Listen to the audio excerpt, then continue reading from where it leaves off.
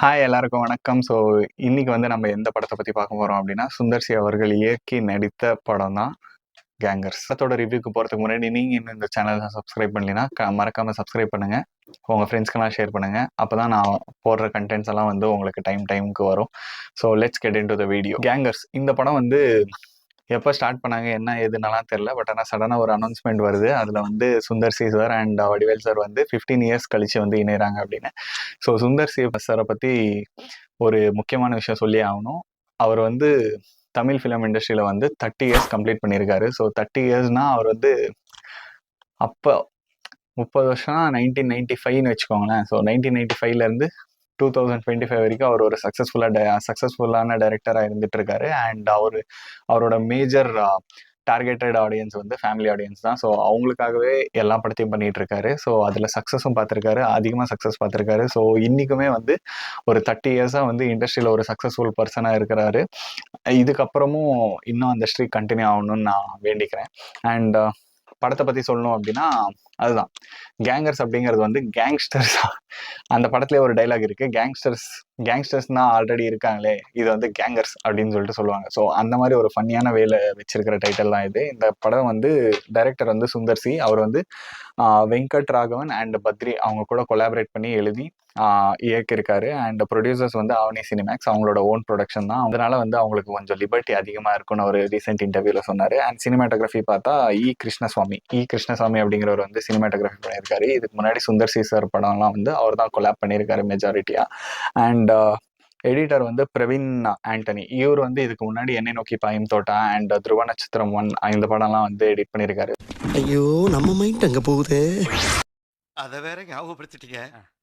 நெஞ்சமெல்லாம் பொண்ணு அறக்கு தம்பி, மறக்க முடியல. துருவ நட்சத்திரம் 1 வந்து இன்னுமே நமக்கு வந்து ஒரு கனவா தான் இருக்கு.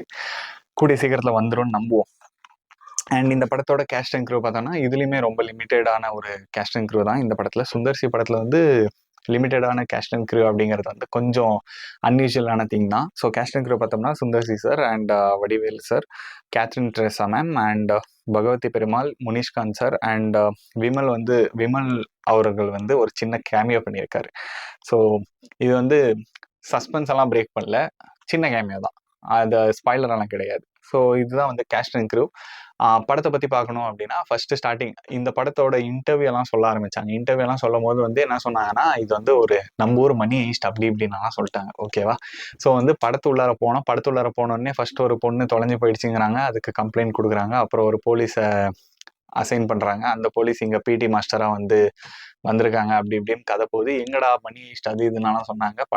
படத்துக்கும் அவங்க சொன்னதுக்கும் சம்மந்தமே இல்லையே அப்படின்னு என்னங்க எனக்கு ஒண்ணுமே புரியல. அதுதானப்பா எனக்கும் புரியல. சொல்லி யோசிச்சுட்டு இருக்கிற போதே சின்ன சின்ன ஃபன்னோட வடிவேல் சார் அண்ட் சுந்தர் சி சாரோட ஃபன்னோட வந்து ஃபர்ஸ்ட் ஹாஃப் முடியுது. ஃபர்ஸ்ட் ஹாஃப் முடிகிற வரைக்குமே எனக்கு என்னன்னா பிளாட் என்னடா ஏதோ சொன்னாங்க ஏதோ நடக்குதே அப்படின்னு சொல்லிட்டு தான் தோண்டிட்டு இருந்துச்சு.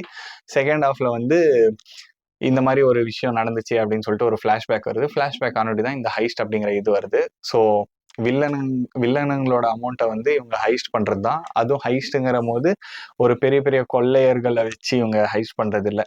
சும்மா ஒரு ஸ்கூல் பிடி மாஸ்டர் அண்ட் ஒரு டீச்சர், அந்த ஊர்ல ஒரு சின்ன பிஸ்னஸ் மேன், அந்த மாதிரி ஒரு பர்சன் எல்லாம் சேர்ந்து ஒரு ஹைஸ்ட் பண்றாங்க. சுந்தர் சி படம்னாலே அவ்வளோக்கா லாஜிக் இருக்காது, அப்படி இப்படின்னு ஒரு டாக்ஸ் இருக்கும். ஸோ சுந்தர் சி சாரோட படத்துல வந்து அதை அவரே வந்து ஒத்துக்கிட்டாரும் கூட. அவர் வந்து ஒரு பேரடி மாதிரி பண்ணுவாரு, அந்த மாதிரி பண்ணுவாரு, இந்த மாதிரி பண்ணுவாருன்னு சொல்லிட்டு அவரே எக்ஸ்பிளைன் பண்ணியிருக்காரு அதெல்லாம்.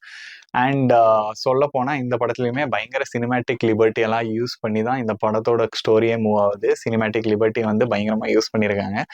ஒவ்வொரு விஷயம் வந்து நம்பகத்தன்மை இல்லைனாலுமே பட் ஆனா வந்து பாசிபிள் அப்படிங்கிற வேலை தான் பண்ணியிருக்காங்க. ஸோ இந்த ஹைஸ்ட்டுமே கூட பயங்கர சினிமேட்டிக் லிபர்ட்டியோட தான் பண்ணியிருக்காங்க. எப்பட்றா இது கூட தெரியாதா அது கூட தெரியாதா அப்படின்னலாம் கொஸ்டின் பண்ணலாம். பட் ஆனால் சினிமேட்டிக் லிபர்ட்டியை வந்து ரைட்ஃபுல்லாக யூஸ் பண்ணும்போது தப்பில்லை, பண்ணலாம்.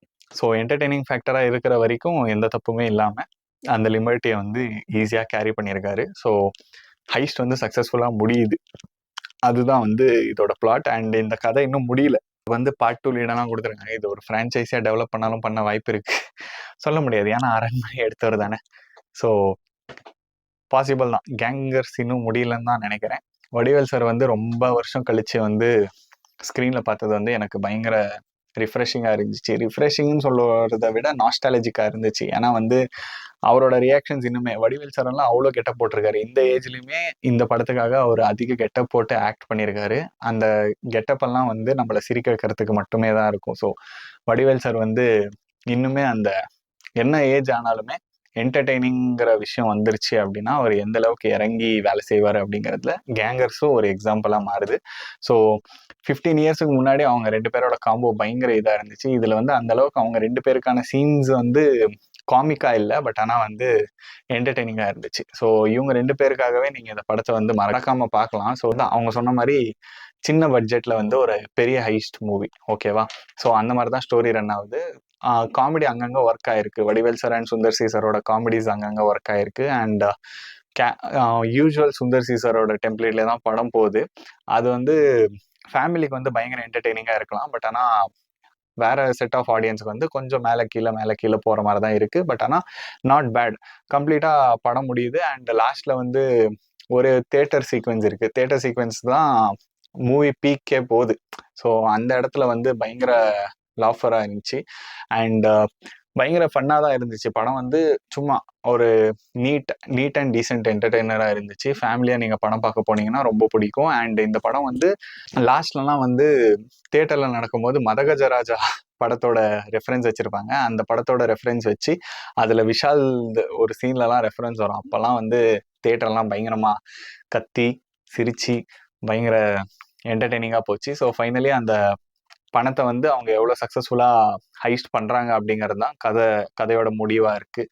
ஸோ இந்த படம் வந்து ஓகேஷ் வெஞ்சராக தான் இருந்துச்சு. சுந்தர் சி சாரோட ஃபேமிலி என்டர்டெய்னர்ஸில் இது வந்து கொஞ்சம் பிலோ பார் எக்ஸ்பெக்டேஷன் தான். நான் எக்ஸ்பெக்டேஷன்ஸ் இல்லாமல் போய் பார்த்ததுனால எனக்கு வந்து எந்த விதமான டிசப்பாயின்ட்மெண்ட்டுமே இல்லாமல் வெளியில் வந்துட்டேன். நீங்கள் எதுவும் பெருசாக எக்ஸ்பெக்ட் பண்ணி போகணுன்னு அவசியம் இல்லை. சும்மா ஃபேமிலியோட போனீங்கன்னா ஒரு நல்ல டைம் பாஸ் வாட்சாக இருக்கும். 2 hours 40 minutes வந்து ஒரு நல்ல என்டர்டெய்னராக பார்த்துட்டு வீட்டுக்கு வர வாய்ப்பு இருக்குது.